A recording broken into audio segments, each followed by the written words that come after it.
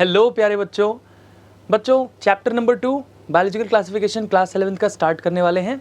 I hope आप सभी ने क्लास 11th का जो पहला चैप्टर है लिविंग वर्ल्ड उसको आपने पढ़ लिया होगा, उसके सारे क्वेश्चंस भी कर लिए होंगे और सारे क्वेश्चंस हो भी गए होंगे, राइट। तो स्टार्ट करते हैं बेटा इस चैप्टर को। और उससे पहले हमारी जो इनोवेटिव नेशनल टेस्ट सीरीज़ है, step up academy innovative national test series, आप सभी से रिक्वेस्ट है आप सभी इस टेस्ट सीरीज़ में एनरोल हों और अपनी प्रिपरेशन को राइट ट्रैक पर डालें। इसके बारे में जितनी भी जानकारी आपको चाहिए तो वो आपको सेंट्स क्विज़ के टेलीग्राम ग्रुप से मिल सकती है, ठीक है। इसके अलावा हमारा जो इंस्टाग्राम पर चैनल है, ठीक है, और फेसबुक पर भी पेज है, तो वहाँ से आप इसके बारे में सारी जानकारी ले सकते हैं। हमारी जो वेबसाइट है वहाँ से जाकर भी आप एनरोल कर सकते हैं, राइट। तो आगे बढ़ते हैं बेटा और स्टार्ट करते हैं चैप्टर को, बायोलॉजिकल क्लासिफिकेशन। बेटा बायोलॉजिकल क्लासिफिकेशन सिंपली मीनिंग कि आप क्या कर रहे हैं, जितने भी लिविंग ऑर्गेनिजम्स हैं उनको अलग अलग ग्रुप्स में रख रहे हैं और उनको अलग अलग ग्रुप्स में रखने का रीज़न होगा उनके बीच में होने वाली सिमिलैरिटीज़, ठीक है। तो ये जो बायोलॉजिकल क्लासिफिकेशन की प्रोसेस है ये शुरुआत होती है, अगर इसकी शुरुआत की बात करूं मैं तो it started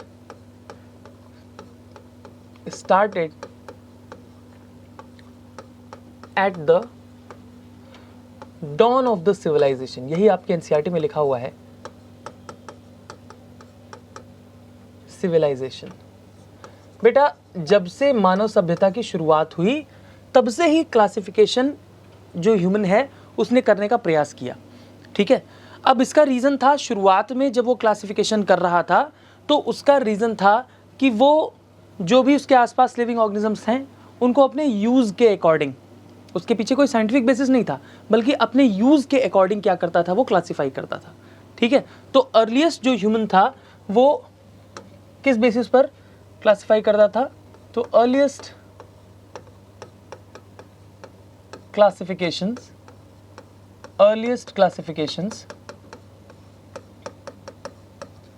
were based on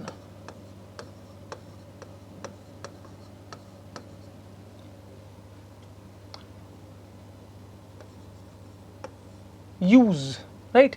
use जैसे कि एनिमल्स हैं तो उनका क्लासिफिकेशन कर लिया कि कौन से एनिमल से फूड मिलेगा, कौन से एनिमल से क्लोथिंग मिलेगी, कौन से एनिमल से शेल्टर मिलेगा, ठीक है। तो ये सारी चीज़ों के अकॉर्डिंग, जैसे कि तो यहाँ लिख सकते हैं for example food, shelter, clothing etcetera, ठीक है। इन बेसिस पर क्या किया जाता था, क्लासिफिकेशन कर लिया जाता था। यानी स्टार्ट में जब क्लासिफिकेशन शुरू हुआ तो कोई साइंटिफिक बेसिस नहीं था इसका, राइट, कोई वैज्ञानिक आधार नहीं था। सबसे पहली बार जिन्होंने साइंटिफिक बेसिस पर क्लासिफिकेशन करने की शुरुआत करी या कोशिश की तो अर्लीस्ट अटेम्प्ट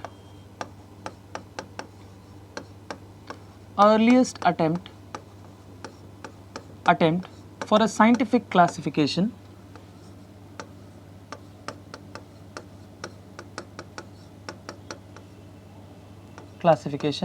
तो ये वो नाम है बेटा जिसने बायोलॉजी में हर जगह घुसने का प्रयास किया, और ना सिर्फ बायोलॉजी में बल्कि और भी बहुत सारे क्षेत्रों में, और वो है एरिस्टोटल।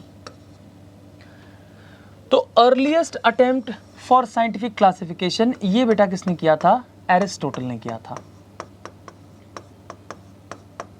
एरिस्टोटल ने कहा भैया सब लोग पीछे हटो, मैं बताता हूं कैसे करना है, ठीक है। So the earliest attempt at a scientific classification was done by Aristotle, ठीक है। तो एरिस्टोटल साहब ने सबसे पहली बार शुरुआत की कि भैया मैं करके दिखाऊंगा, ठीक है।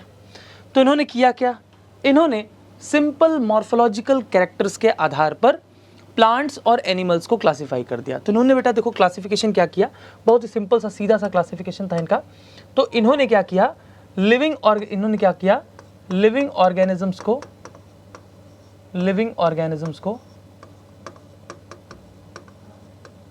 पहले तो दो ग्रुप्स में बांटा, प्लांट्स और एनिमल्स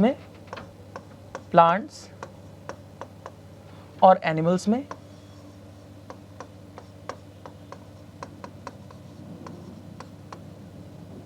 ठीक है। और फिर प्लांट्स और एनिमल्स को आगे इन्होंने दो ग्रुप्स में, प्लांट्स को बेसिकली 3 ग्रुप्स में बांटा था, ठीक है, 3 ग्रुप्स में प्लांट्स को बांटा इन्होंने, और ये थे हर्ब्स यानी जड़ी बूटियां, ठीक है, श्रब्स झाड़ियां, और ट्रीज यानी बड़े पेड़। इसमें बांटने का इनका आधार था बेटा सिंपल मॉर्फोलॉजिकल कैरेक्टर्स, ठीक है, या gross morphological characters, morphological characters, ठीक है। सिर्फ बहुत मेन या बेसिक से मॉर्फोलॉजिकल कैरेक्टर्स को ले लिया और फिर इनको बांट दिया। इसी प्रकार से इन्होंने एनिमल्स को भी 2 ग्रुप्स में बांटा था बेटा। एनिमल्स को इन्होंने 2 ग्रुप्स में बांटा था, एनाइमा और ईनाइमा पे। एनाइमा और ईनाइमा में इन्होंने बांटा था।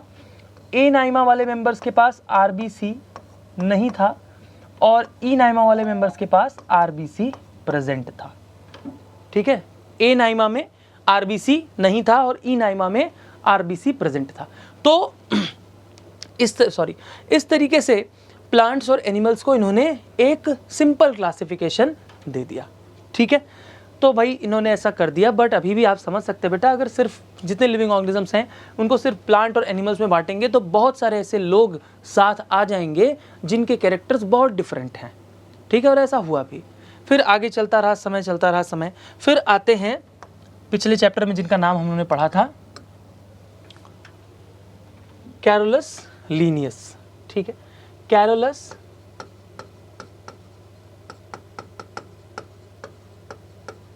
Linnaeus.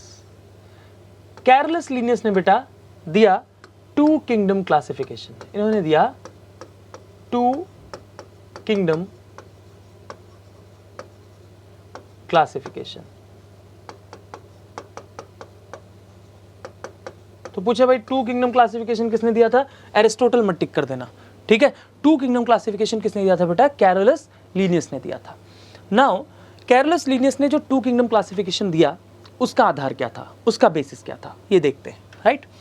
Moving on, Carolus Linnaeus तो हम लोग पढ़ रहे हैं, लीनियस ही लिख लेते हैं सिर्फ। लीनियस का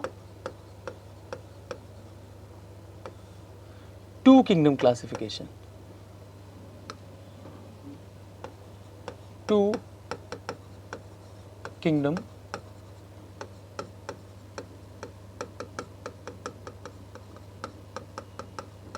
क्लासिफिकेशन। तो यहां पर जो 2 किंगडम क्लासिफिकेशन उन्होंने जो 2 किंगडम्स दिए वो भी थे बेटा प्लांटी और एनिमलिया या प्लांट्स और एनिमल्स, ठीक है। प्लांट्स और एनिमल्स में बेसिकली इन्होंने बांटा, प्लांट्स और एनिमल्स। और यहां पर भी इन्होंने जो बेसिस रखा था वो कोई बहुत ज़्यादा डीप बेसिस नहीं थे या कोई बहुत ज़्यादा इंपॉर्टेंट कैरेक्टर्स नहीं थे, बल्कि सिंपल कैरेक्टर्स यहाँ पर भी इन्होंने लिए थे सामने से जो ऑब्जर्व किए जा सकें। जैसे कि प्लांट्स खाना नहीं खाते हैं, दे डू नॉट ईट। वहीं एनिमल्स खाना खाते हैं, सो दे ईट।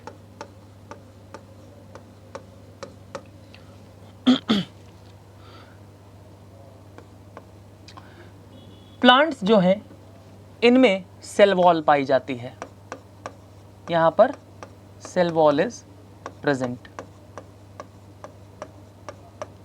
वहीं एनिमल्स में सेल वॉल नहीं पाई जाती, cell wall is not present.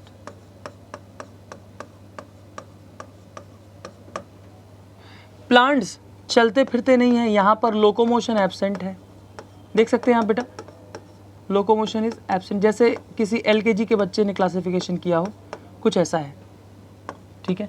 और एनिमल्स में लोकोमोशन प्रेजेंट है, एनिमल्स चल फिर लेते हैं,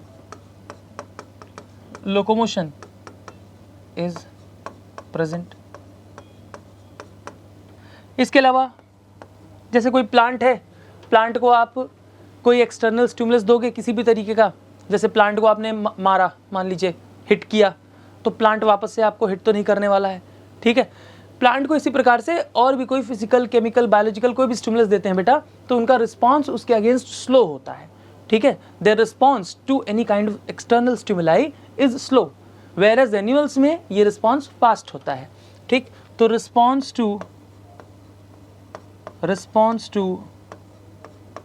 external stimulus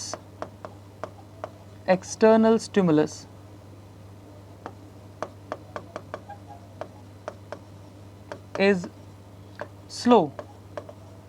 वहीं पर एनिमल्स में रिस्पॉन्स टू एक्सटर्नल स्टिमुलस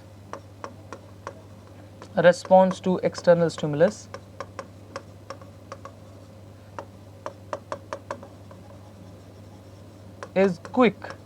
यहाँ पर क्विक रिस्पॉन्स देते हैं एक्सटर्नल स्टिमुलस। तो इस बेसिस पर इन्होंने प्लांट्स और एनिमल्स में बांटा, ठीक है। अब यहाँ पर इन्होंने इनके जो प्लांट्स थे उसमें कौन कौन आ रहे थे, इनके जो प्लांट्स थे इनमें जो प्लांट्स में कौन कौन इंक्लूडेड थे, तो प्लांट्स में इंक्लूडेड बैक्टीरिया। प्लांट्स में कौन कौन आ रहे थे, बैक्टीरिया, एल्गी, फंजाई,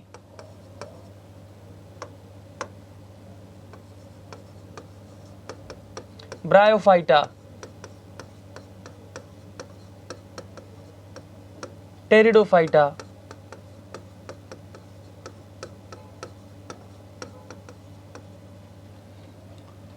जिम्नोस्पर्म्स और एंजियोस्पर्म्स, ये सब आ रहे थे। ये सब प्लांट्स के अंदर में रखा इन्होंने, ठीक है। वहीं एनिमल्स में, तो प्लांट्स में ये सब आ गए। एनिमल्स में कौन कौन आए लीनियस के, animals included protozoa, vertebrates and invertebrates. Protozoa, vertebrates और इनवर्टिब्रेट्स ये सब आ गए। तो ये सब किस में आ जाते हैं, एनिमल्स में। तो जो लीनियस का 2 किंगडम क्लासिफिकेशन था बेटा वो कुछ ऐसा था, ठीक है। अब देखो लीनियस के क्लासिफिकेशन सिस्टम में बड़ी परेशानी थी, ठीक। क्या क्या परेशानी थी, तो इसके डीमेरिट्स के बारे में अगर मैं बात करूं कि क्या इसमें डीमेरिट्स थी, क्या परेशानियां थी, क्यों नहीं ऐसे ही रहने दिया गया, क्यों आगे और क्लासिफिकेशन सिस्टम आए। यहां देखो बेटा, सबसे पहले आप सभी लोग जानते हैं कि बैक्टीरिया जो होता है वो एक प्रोकैरियोटिक सेल होता है, ठीक है। बैक्टीरियल सेल में जो न्यूक्लियस है उस पर कोई मेम्ब्रेन नहीं होती है, there is no nuclear membrane, और इसलिए ये एक प्रकार की प्रोकैरियोटिक सेल होती है। वहीं और मेंबर्स को देखें अगर, algae, fungi, bryophyta, pteridophyta, gymnosperms, angiosperms, ये सभी जो हैं वो यूकैरियोटिक सेल्स हैं। तो सबसे पहला तो रीज़न था that it did not distinguish,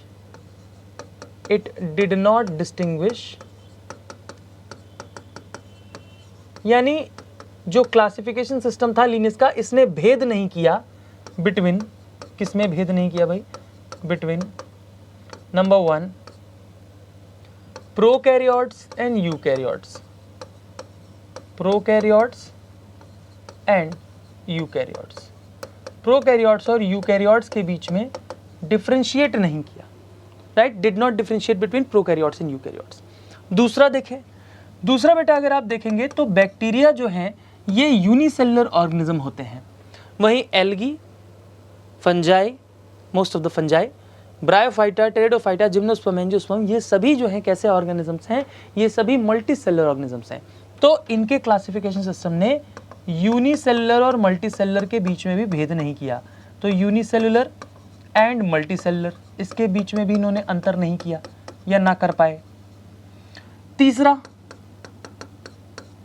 यहाँ आप देखो बेटा, फंजाई आप लोग समझते हैं कि फंजाई में यहाँ बेटा क्लोरोफिल तो होता नहीं है, यहाँ पर कोई क्लोरोफिल तो होता नहीं है, ठीक है, तो अगर क्लोरोफिल नहीं होगा तो क्या ये फोटोसिंथेसिस कर पाएंगे? नहीं। इसके उलट अगर एल्गी देखें, कुछ बैक्टीरिया को देखें और बाकी ब्रायोटेरिडो, जिम्नो, एंजियो तो प्लांट्स ही हैं, ये सभी क्या है बेटा? फोटोसिंथेटिक ऑर्गेनिजम्स हैं। तो इनके क्लासिफिकेशन सिस्टम ने फोटोसिंथेटिक और नॉन फोटोसिंथेटिक के बीच में भी डिफरेंशिएशन नहीं किया। जो फोटोसिंथेटिक होते हैं वो ऑटोट्रॉफिक होते हैं, ठीक है, वो अपना खाना खुद बनाते हैं, और जो फोटोसिंथेटिक नहीं होते हैं वो हेटरोट्रॉफिक होते हैं, राइट, वो किसी और पर डिपेंडेंट होते हैं अपने खाने के लिए। तो autotrophic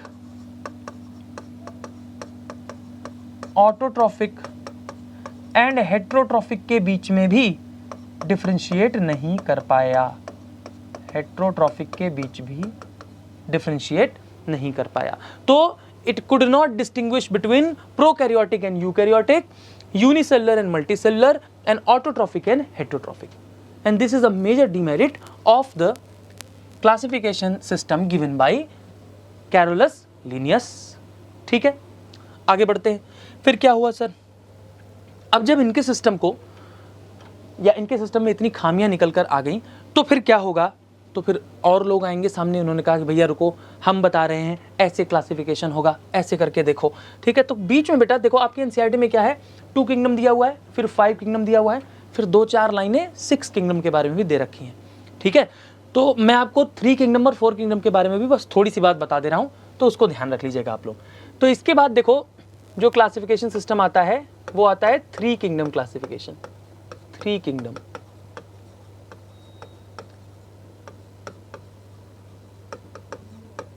classification. 3 kingdom classification, this was given by Ernst Haeckel.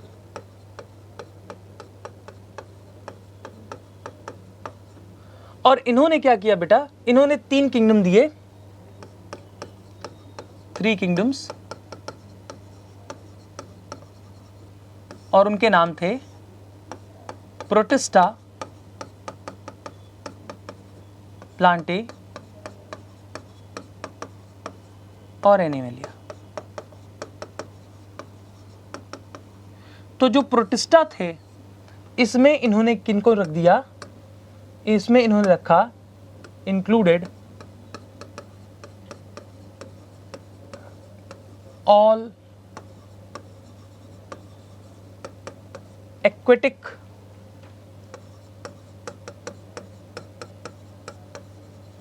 Unicellular organisms, सभी एक्वेटिक यूनिसेलुलर ऑर्गेनिजम्स को एक ग्रुप में रख दिया, ठीक है। प्रोटिस्टा के अंदर ही अभी भी कौन आ रहे थे? सॉरी पानी पी लेते हैं।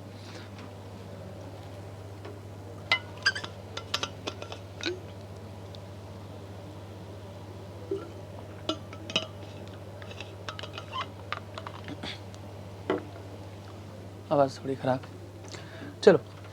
प्रोटिस्टा के अंदर ही अभी भी कौन आ रहे थे बेटा? अभी भी प्रोटिस्टा के अंदर बैक्टीरिया आ रहा था इनके, ठीक है।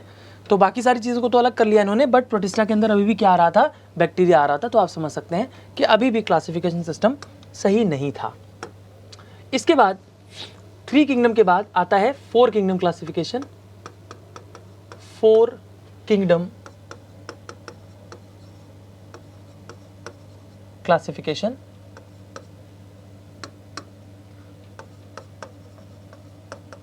और 4 kingdom classification this was given by Copeland.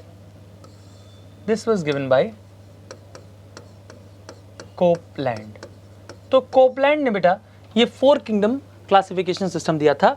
इनके जो 4 किंगडम थे वो कौन कौन से थे? तो इनके जो 4 किंगडम्स थे वो थे मोनेरा, प्रोटिस्टा,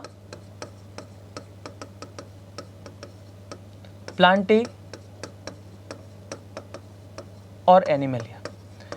तो इन्होंने बेसिकली एक नया किंगडम क्रिएट किया जिसका नाम था मोनेरा, और सभी प्रोकैरियोट्स को किस में रख दिया? मोनेरा में। यहां पर कौन आ गए? All prokaryotes. तो एक समस्या इन्होंने सॉल्व कर दी, ठीक है। अभी भी प्रोटिस्टा के अंदर, ठीक है, प्रोटिस्टा के अंदर फंजाई वगैरह जो है वो प्रेजेंट थे, तो फोटोसिंथेटिक नॉन फोटोसिंथेटिक एक साथ थे, ठीक है।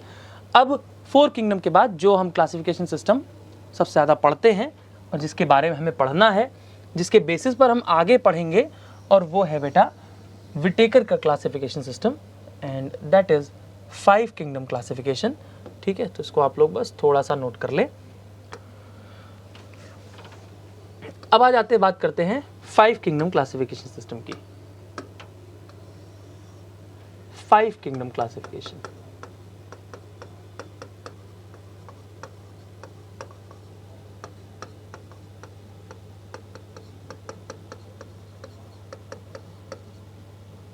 तो 5 kingdom classification this was given by R.H. Whittaker in 1969।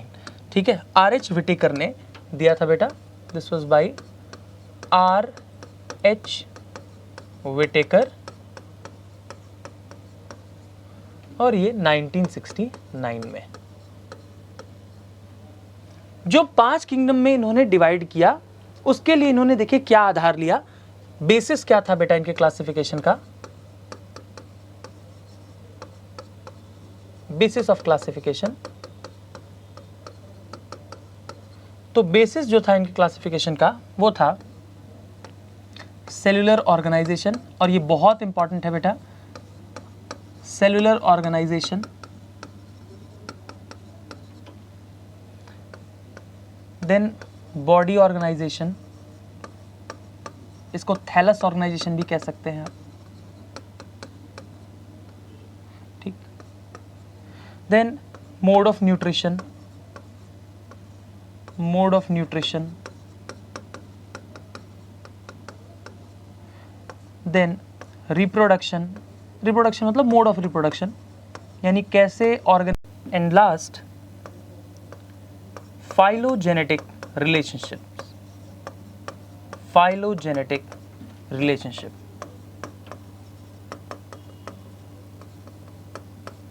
बेटा सबसे इंपॉर्टेंट जो चीज R.H. विटेकर साहब ने लिया वो था फाइलोजेनेटिक रिलेशनशिप। ये क्या होता है? ये है कि जो किंगडम्स हम देख रहे हैं, ठीक है, उनका ओरिजिन कैसे हुआ, ठीक, किससे कौन ओरिजिनेट हुआ, कौन पहले आया कौन बाद में आया, राइट, उनके बीच में रिलेशन क्या है, ये चीज़ सबसे पहली बार R.H. विटेकर ने कंसिडर किया, इससे पहले किसी ने नहीं किया था, और इसीलिए इनका क्लासिफिकेशन सिस्टम सबसे ज़्यादा मान्य हो गया। सबसे ज़्यादा लोग जो है उन्होंने इसको माना कि हाँ भाई ये सबसे सही है और पढ़ने के लिहाज से सबसे अच्छा है। ठीक है, तो R.H. विटेकर के जो बेसिस ऑफ क्लासिफिकेशन है इसको बेटा याद रखेंगे, बहुत ही इंपॉर्टेंट है। 2014 में एक क्वेश्चन आया था जिसमें कि चारों के चारों ऑप्शन बेटा सही थे। पूछा गया था कौन सा बेसिस ऑफ क्लासिफिकेशन नहीं है, तो उसके चारों ऑप्शन जो है वो करेक्ट थे। ठीक है, कई जगहों पर आंसर भी दे रखा होता है, बट वो क्वेश्चन बेटा बोनस क्वेश्चन है, मैं दिखाऊंगा आपको आगे। ठीक, वो क्वेश्चन बोनस क्वेश्चन है, चारों ऑप्शन उसमें सही थे। चलिए आगे देखते हैं। तो बेटा एक ये टेबल दे रखी है 5 किंगडम्स को कंपेयर करते हुए। विटेकर साहब ने जो एक अलग किंगडम बनाया था वो था बेटा फंजाई, दैट वाज फंजाई। जो अलग से इन्होंने किंगडम बनाया था वो था फंजाई।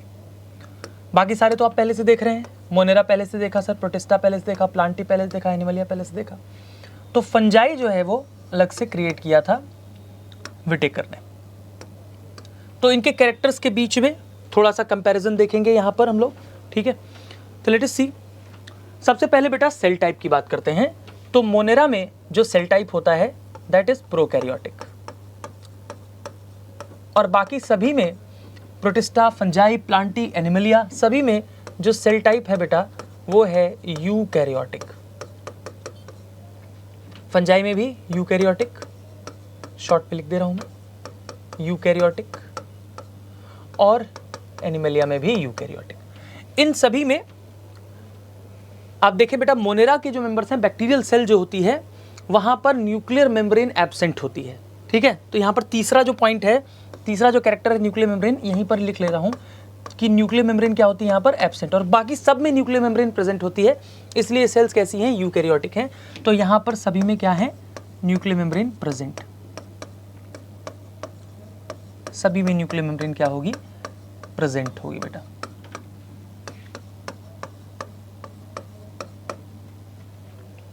दूसरा सेल वॉल के बारे में बात करते हैं। तो सबसे पहले बेटा हम लोग हमेशा से पढ़ते हुए आए हैं कि जो प्लांट सेल होती है वहां पर सेल वॉल प्रेजेंट होती है। तो प्लांट सेल में सेल वॉल क्या है, प्रेजेंट है, और ये जो सेल वॉल होती है बेटा वो सेल्यूलोज की बनी होती है। सेल्यूलोज एक पॉलीसेकेराइड होता है, तो सेल्यूलोज की बनी हुई एक सेल वॉल प्लांट में पाई जाती है, राइट। इसके उलट अगर एनिमल्स की बात करते हैं हम लोग, तो एनिमल्स में सेल वॉल नहीं होती है, राइट। तो यहां पर एब्सेंट लिख सकते हैं। फंजाई की बात करूं तो यहां पर भी सेल वॉल प्रेजेंट है, और यहां पर जो सेल वॉल है वो एक नाइट्रोजन कंटेनिंग शुगर के पॉलीमर का बना हुआ है, और इसका नाम है बेटा chitin, that is chitin, chitin की सेल वॉल। प्रोटिस्टा में देखो, प्रोटिस्टा में क्या है, कुछ ऐसे मेंबर्स हैं जो प्लांट के जैसे हैं, कुछ ऐसे मेंबर्स हैं जो फंजाई के जैसे हैं, कुछ ऐसे मेंबर्स हैं जो एनिमल्स के जैसे हैं। तो कुछ में सेल वॉल होती है, कुछ में नहीं होती है। तो जब प्रोटिस्टा देखेंगे ना तो एक साथ हम लोग देख लेंगे वहां पर। फिलहाल अभी यहां पर लिख लेते हैं प्रेजेंट इन सम, कुछ में है, कुछ में सेल वॉल पाई जाती है। अब देखो इंपॉर्टेंट बात, मोनेरा में, बैक्टीरिया में सेल वॉल पाई जाती है क्या? Yes, present. लेकिन बेटा यहां पर जो सेल वॉल होती है वो नॉन सेल्यूलोजिक होती है, non cellulosic, non cellulosic, non cellulosic cell wall, मतलब सेल्यूलोज की बनी हुई नहीं है। पॉलीसेकेराइड है, सेल्यूलोज भी एक पॉलीसेकेराइड है, लेकिन यहां पर जो पॉलीसेकेराइड है वो सेल्यूलोज नहीं है, पॉलीसेकेराइड प्लस अमीनो एसिड, ठीक है। तो ये भी आपको आगे बताऊंगा मैं कि ये मोनेरा की जो सेल वॉल है वो दरअसल कौन से मटेरियल की बनी हुई है। फिलहाल हमें यह ध्यान रखना है कि नॉन सेल्यूलोजिक है, प्लांट के जैसी सेल्यूलोजिक सेल वॉल नहीं है। देन बॉडी ऑर्गेनाइजेशन की बात करें तो बॉडी ऑर्गेनाइजेशन का मतलब बेटा थैलस ऑर्गेनाइजेशन भी कह सकते हैं हम लोग। मोनेरा में सेलुलर लेवल का बॉडी ऑर्गेनाइजेशन है, मोनेरा के अंदर सेलुलर लेवल का बॉडी ऑर्गेनाइजेशन है। ये यूनिसेलुलर होते हैं बेटा, सिंगल सेल्ड ऑर्गेनिज्म होते हैं। तो हम कह सकते हैं कि सर मोनेरा क्या है? यूनिसेलुलर प्रोकैरियोट्स हैं। इसी प्रकार से अगर प्रोटिस्टा को देखेंगे तो प्रोटिस्टा में यूकैरियोटिक सेल्स हैं और सभी ऑर्गेनिजम्स यूनिसेलुलर होते हैं। तो यहाँ पर भी ऑर्गेनाइजेशन सेलुलर लेवल का ही है, और इसलिए हम प्रोटिस्टा को कह सकते हैं कि ये यूनिसेलुलर यूकैरियोट्स हैं, राइट। देन फंजाई की बात करें तो फंजाई बेटा मल्टीसेलुलर हैं, फंजाई आर मल्टीसेलुलर। कुछ एक आध जैसे ईस्ट होता है एक, वो यूनिसेलुलर फंजाई होता है, ठीक है। मल्टीसेलुलर जो सेल्स बहुत सारी पाई जाती हैं वो कोई प्रॉपर टिश्यू में अरेंज नहीं है, तो इसको हम लूज टिश्यू अरेंजमेंट कहते हैं। तो यहाँ पर लूज टिश्यू पाया जाता है। प्लांटी की बात करें तो प्लांटी के जो मेंबर्स हैं वो मल्टीसेलुलर हैं, दे आर मल्टीसेलुलर, मल्टीसेलुलर। और जो बहुत ढेर सारी सेल्स हैं ये टिश्यू बना लेती हैं, ठीक है, कभी कभी ऑर्गन का भी फॉर्मेशन कर लेती हैं। तो टिश्यू या ऑर्गन लेवल का ऑर्गेनाइजेशन यहाँ पर आपको देखने को मिलता है।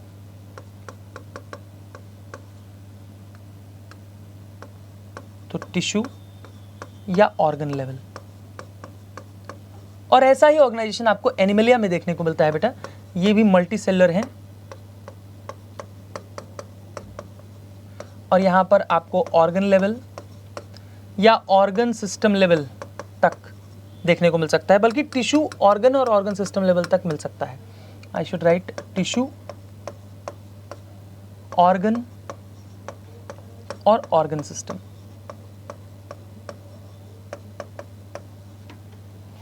ठीक है। तो यहां पर बॉडी ऑर्गेनाइजेशन कुछ इस प्रकार से एनिमलिया में है। अब लास्ट है बेटा मोड ऑफ न्यूट्रिशन। यहां पर देखिए बहुत सारी डाइवर्सिटी देखने को मिलेगी। सबसे पहले सबसे इजी हम एनिमलिया की बात करते हैं। देखो एनिमलिया में बेटा जो न्यूट्रिशन होता है वो हेट्रोट्रॉफिक होता है। क्या होता है? हेट्रोट्रॉफिक। पहले तो यही लिख लेते हैं, हेट्रोट्रॉफिक या ऑटोट्रॉफिक, ठीक है। तो हेट्रोट्रॉफिक होता है एनिमलिया का न्यूट्रिशन। प्लांटी आप समझ सकते हैं, ये अपना खाना खुद बनाते हैं, तो यहाँ पर ऑटोट्रॉफिक होता है, ठीक है। फंजाई, फंजाई बेटा हेट्रोट्रॉफिक होते हैं। कई लोग जो है वो एल्गी और फंजाई को एक ही सांस में बोलते हैं, ठीक है। तो बेटा एल्गी और फंजाई बिल्कुल अलग अलग हैं। देखो प्लांटी में फर्दर जब डिवीजन आएगा तो वो algae, bryophyta, pteridophyta, gymnosperm, angiosperm ये सब आएंगे।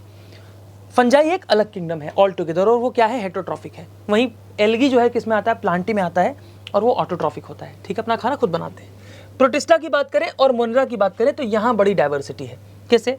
देखो मोनेरा के जो मेंबर्स हैं बेटा वो क्या हो सकते हैं? ऑटोट्रॉफिक हो सकते हैं, और ये ऑटोट्रॉफिक मेंबर्स दो प्रकार से ऑटोट्रॉफी यानी दो प्रकार से अपना खाना बना सकते हैं। इनके बारे में डिटेल में आगे बताऊंगा, अभी के लिए लिख लेते हैं सिर्फ। फोटोसिंथेटिक भी हो सकते हैं या फोटो ऑटोट्रॉफिक भी हो सकते हैं या फिर कीमो ऑटोट्रॉफिक भी हो सकते हैं। कीमो ऑटोट्रॉफिक भी हो सकते हैं। या ये जो बैक्टीरिया हैं या मोनेरा हैं, they can also be heterotrophs. Heterotrophs भी हो सकते हैं। और हेट्रोट्रॉफी में भी क्या है, बहुत सारा वेरिएशन है। जैसे कि ये सैप्रोफिटिक हो सकते हैं बेटा। ये सारे वर्ड्स पहले आप लोगों ने लोअर क्लासेस में पढ़ा होगा, बट आगे मैं आपको बताऊंगा भी कि क्या है इसका मतलब। सैप्रोफिटिक हो सकते हैं या फिर पैरासिटिक भी हो सकते हैं।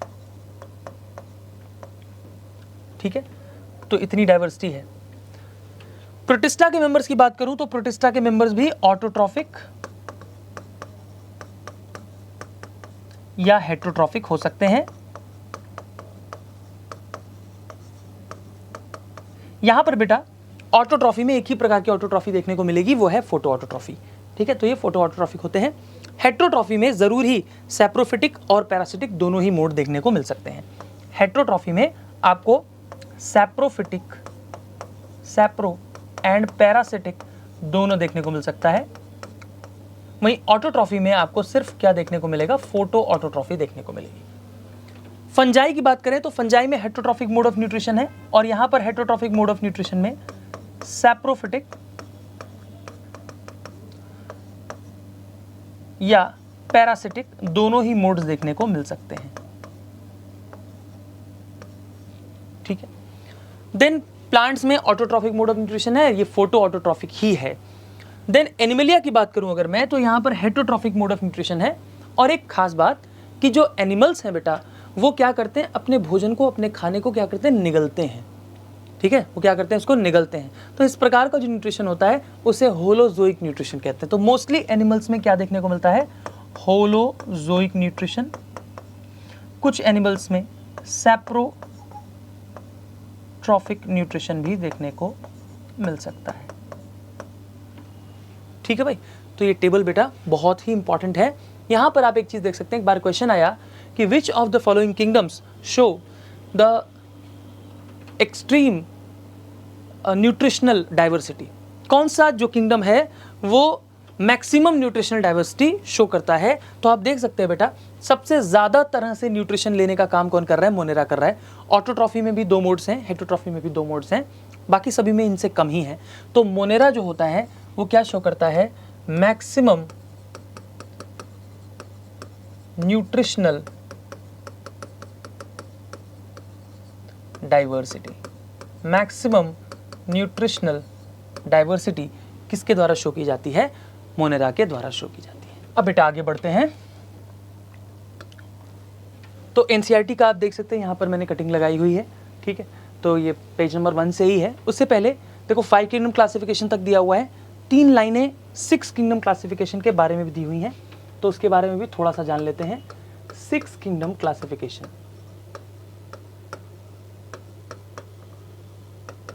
और फिर एनसीईआरटी को भी देखेंगे। तो इसी प्रकार से हम पढ़ेंगे आगे, जहां भी जरूरी होगा बेटा एनसीईआरटी को देखेंगे। आप भी एनसीईआरटी को लाइन टू लाइन पढ़ेंगे।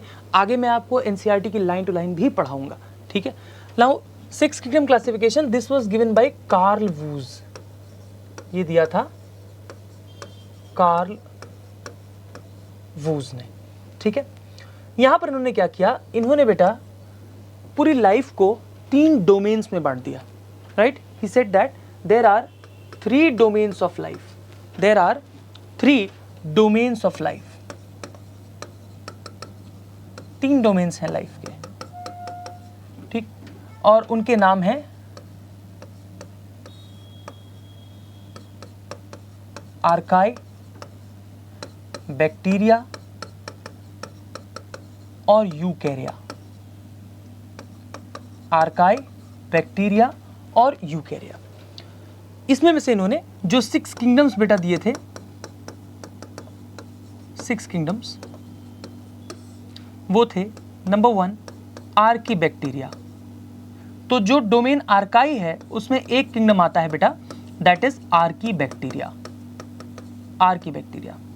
दूसरा यू बैक्टीरिया, तीसरा, फिर इसके बाद सारे किंगडम वैसे ही हैं, ठीक है। इसके बाद प्रोटिस्टा, फिर फंजाई, फिर प्लांटे, और फिर एनिमेलिया। यहां पर जो बेसिस इन्होंने यूज किया, तो देखो बेसिकली इन्होंने क्या किया है बेटा, जो अभी हम लोग विटेकर का किंगडम पढ़ रहे थे, तो विटेकर में हम लोगों ने मोनेरा को पढ़ा था। मोनेरा को ही बेसिकली इन्होंने दो और किंगडम से बांट दिया, ठीक है, आर्की बैक्टीरिया और यू बैक्टीरिया में। और उसका बेसिस था बेटा सीक्वेंस ऑफ 16S rRNA, ठीक है। अभी काफ़ी शुरुआत है बेटा, तो अभी मैं ये जो बेसिस इन्होंने यूज़ किया था, इसके बारे में थोड़ा और आगे सेल चैप्टर में पढ़ेंगे, फिर मॉलिक्यूलर बेसिस ऑफ इनहेरिटेंस पढ़ेंगे, तो ज़्यादा अच्छे से समझ में आएगा। अभी को फिलहाल इसको आपको याद रखना पड़ेगा, ठीक है, कि कार्ल वूज ने ये जो आर्की बैक्टीरिया यू बैक्टीरिया में डिफरेंस किया, उसका मेन आधार था बेटा sequence of 16S rRNA। 16S rRNA का sequence Archie bacteria you bacteria में डिफरेंट होता है। So this was the main basis, जिसके आधार पर इन्होंने इसको अलग अलग किया।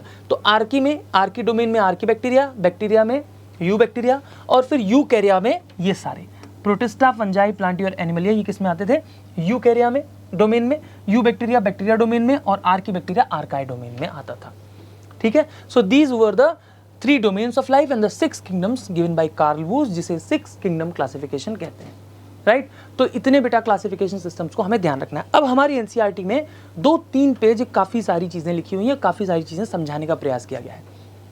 उसका बेटा क्रक्स क्या है, उसका क्रक्स यानी कि उसकी समरी ये है, जो अभी हम पढ़ेंगे भी, ठीक है। उसकी समरी बेटा ये है कि जैसे जैसे क्लासिफिकेशन सिस्टम्स में डीमेरिट्स आती गई, वैसे वैसे जो आधार है, जो बेसिस है, उसको चेंज करते गए, और जब बेसिस को चेंज करते गए तो कुछ ना कुछ इधर उधर होता रहा, कभी कोई किसी किंगडम में चला गया, कभी कोई किसी किंगडम में चला गया, राइट। तो यही समझाने का प्रयास किया गया है। चलिए देखते हैं, लेट अस सी थोड़ा बहुत पहले पेज को, ठीक है। तो since the dawn of the civilisation there have been many attempts to classify living organisms.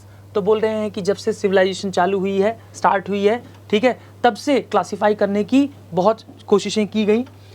It was done instinctively. Instinctively मतलब होता है कि अरे यार चलो आज क्लासिफिकेशन करते हैं, ठीक है, और कर दिया।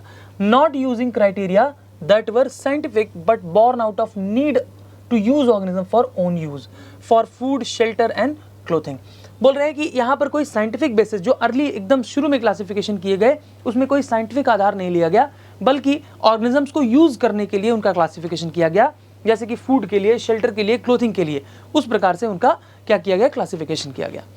Aristotle was the earliest to attempt a more scientific basis of classification, ये आपको बता दिया मैंने।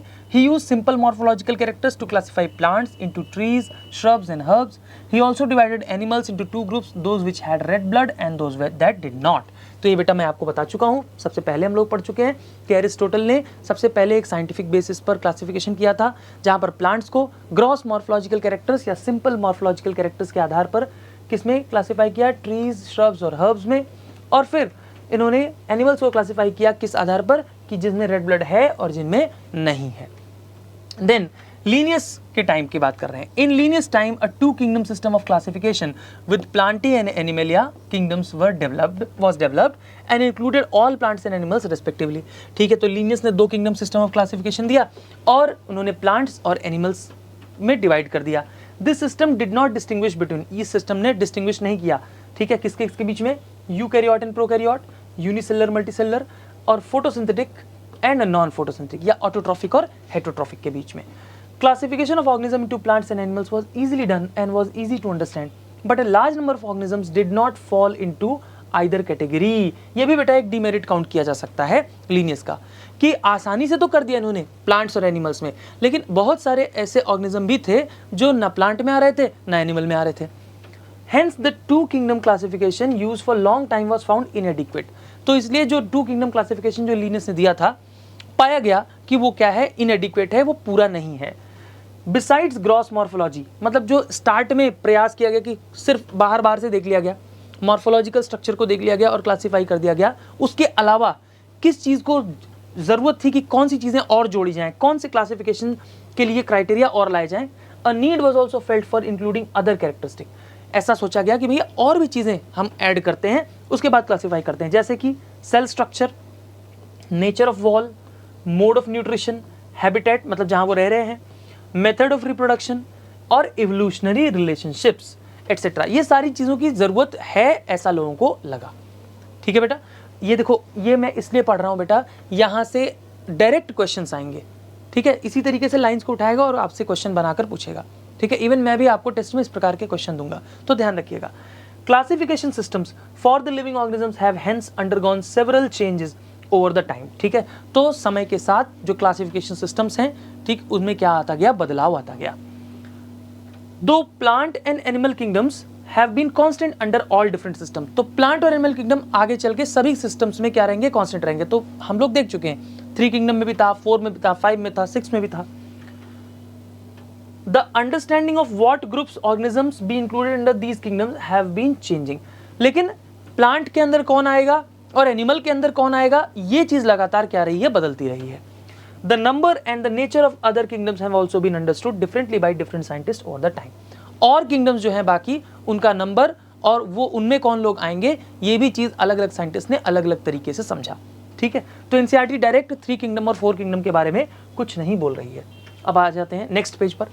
RH. Whittaker 1969 proposed a 5 kingdom classification. R H. Whittaker ने 1969 में बेटा एक 5 किंगडम क्लासिफिकेशन प्रपोज किया।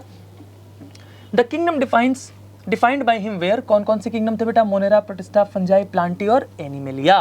The main criteria for classification, super important, very very important. ठीक है, कौन कौन से मेन क्राइटेरिया थे, cell structure, body organisation, mode of nutrition, reproduction and phylogenetic relationship. Already आपको बता चुका हूं, बहुत ही इंपॉर्टेंट है ये।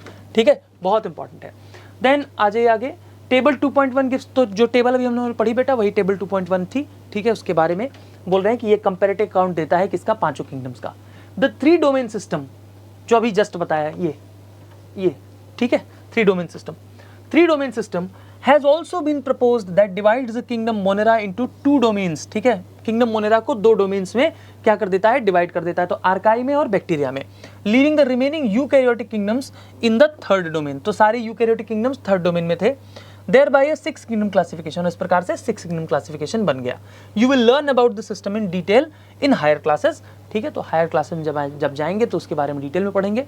ठीक है, तो बाकी बात की बात है, अगर आप बॉटनी से कुछ आगे पढ़ेंगे तब ऐसा पढ़ेंगे। ठीक है, बट आप तो क्या बनना चाहते हैं, डॉक्टर बनना चाहते हैं, तो नीट के लिए पढ़ रहे हैं, तो आपको शायद इसके आगे इसको पढ़ने की आवश्यकता नहीं पड़ेगी। Let us look at this 5 kingdom classification. ठीक है, to understand the issues and consideration that influence the classification system.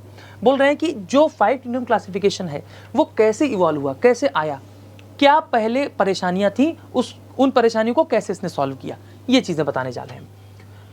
Earlier classification systems included bacteria, blue-green algae, fungi, mosses, ferns, gymnosperm and the angiosperm। बेटा ये किसकी बात कर रहे हैं पता है, लीनियस वाले सिस्टम की, जो अभी बता रहा था आपको मैं कि सब कुछ किसके अंदर आ रहा था, प्लांट, बैक्टीरिया प्लांट के अंदर आ रहा था, किसमें, इसी में आ रहा था, लीनियस के सिस्टम में।